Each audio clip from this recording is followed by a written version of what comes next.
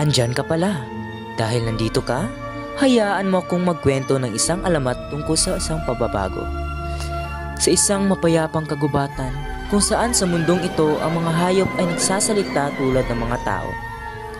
Nabuhay ang isang mapagmataas na hari ng Paborial, si Haring Pavo na tumira sa tabi ng kanyang maganda at tapat na asawang Sisne, si Renang Hera.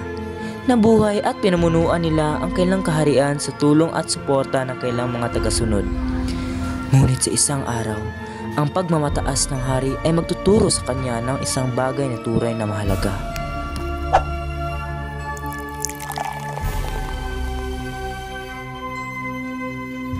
Wala pa bang bago at malagang balita? Mahal kong hari, Pavo, wala pa ring balita mula kay Ligaya. Buong araw na lang tayo maghihintay, okay? Kaya, pasensya na lang.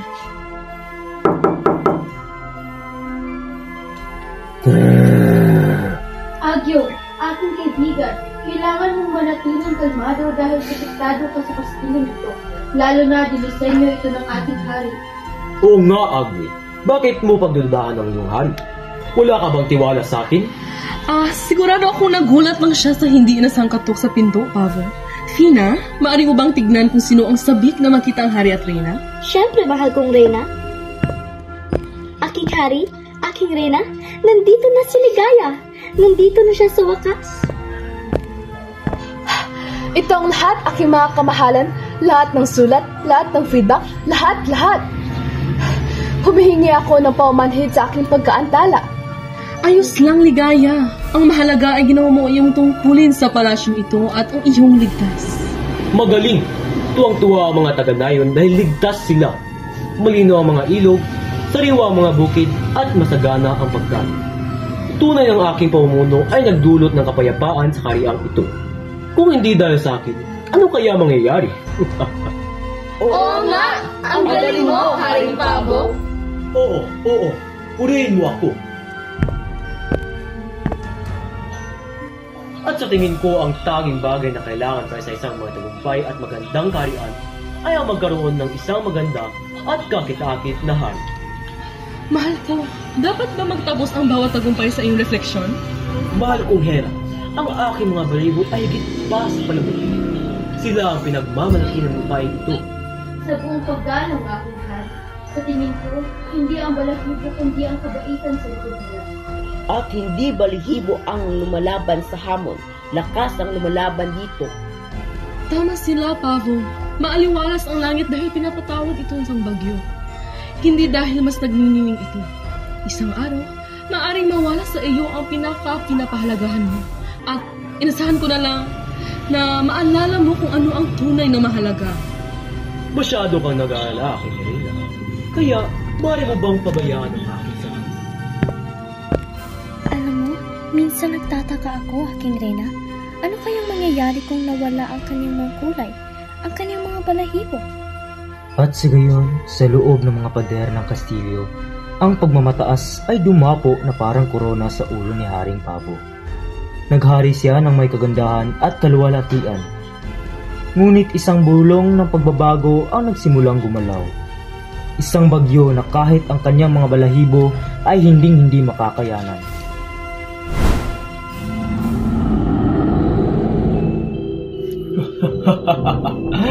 May naramdaman ako, Draco.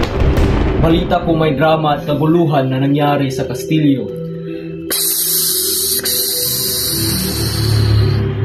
Oo, Panginoon ko, Baku, ang kumukuha ng lahat ng bagay na maganda at makapangyarihan. Tila ang hari o kung ano ang tawag sa kanya ay nauunahan na lamang dahil sa kanyang mga balahibo. Ganun ba? Kaya kukunin ko kung ano ang nararapat na pagmamalaki at kagalakan ng kaharian, kung ano ang tunay na dalisay at maganda. Ibig mo bang sabihin ay mayroon kang anumang balak na makuha ang mga balahibo ng hari, Baku? Makikita mo, Draco, aking alagad. Makikita mo kung ano ang magagawa ko. Si Baku, na makapangyarihan sa lahat, sumulat ng isang liham para sa kaharian. Ipaalam sa kanila ang aking pagpapasok at presensya. At sa katahimikan ng kanilang lungga, nagsimula ang apoy ng kasakiman. Isang apoy na susubok sa tapang ng bawat nilang sa kaharian.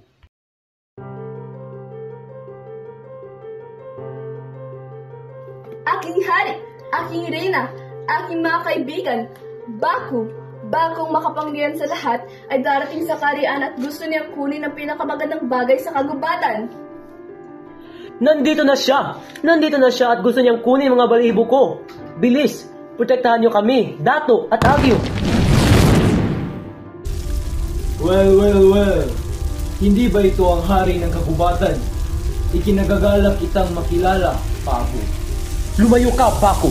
Hindi ka pinapayagan at tinatanggap sa aking kaharian. Anong uri ng hari ang tumugon ng napakapait sa isang magalang na pagpati? Pwes, alam mo na kung bakit kami narito. Ngayon, ibigay ito sa aking Panginoon. Nagdesisyon ang hari! Umalis ka na, Baku!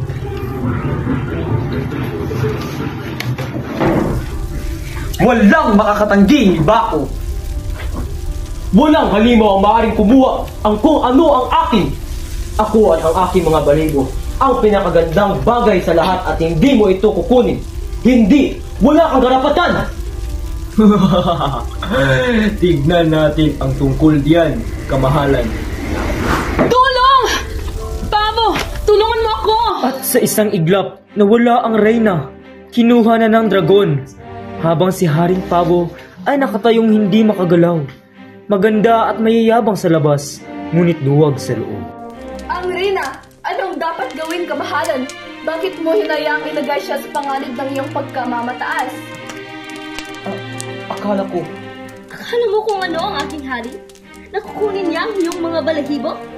Pwes, iyon ang dahilan kung bakit kinuha ang aming reyna.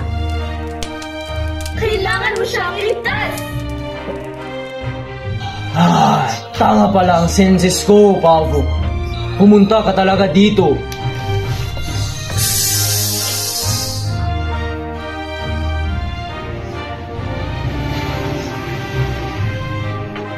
Ang kakapal ng mga mukha niyo. Pumunta dito sa lungga at para saan? Para matalo ko kayo? Tahimik! Sabihin mo sa akin, Pavo, para saan ba talaga ang pagpunta mo dito? Para iligtas ang reyna o iligtas ang iyong pagmamalaki? Pavo, mahal, ikaw ba yan? Tulungan mo ako dito! Kung ang pagkawala ng aking mga balibo ay nangungulgan ng pagligtas kay Hera, hayaan mo na! Ang tunay na kagandahan ay nasa sakripisyo para sa taong mahal mo.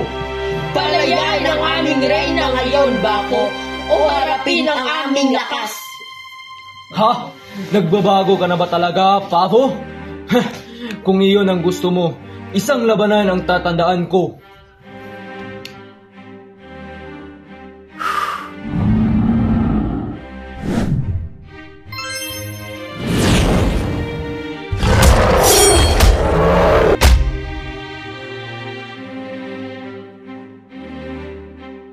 Mahal, nagawa mo na! Niligtas mo ko! Hindi, aking reyna. Ginawa ko lang dapat matagal ko nang ginawa. Patawarin mo ako sa pagpapabulag sa aking pagmamataas.